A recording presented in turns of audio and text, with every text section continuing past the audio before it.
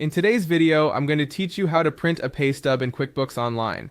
By the end, you'll be able to set your printing preferences and generate a clean, printable pay stub for any employee.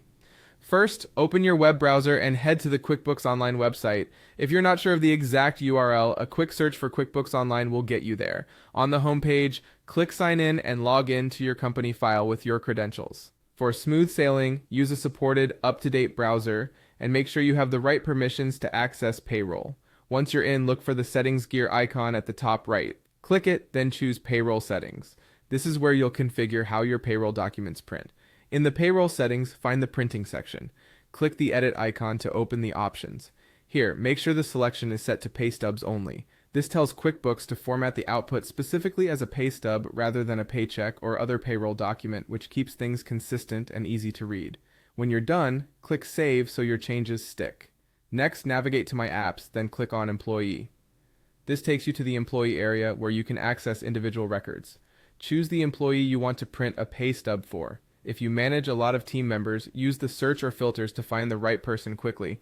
In the employee's profile, select the paycheck that matches the pay period you need. Double-check the date range to be sure you're pulling the correct statement. If you're providing multiple stubs, repeat the process for each desired pay period to avoid confusion. With the paycheck selected, click Print. A preview window should appear. If you don't see it, your browser's pop-up blocker may be hiding it, so allow pop-ups for QuickBooks Online.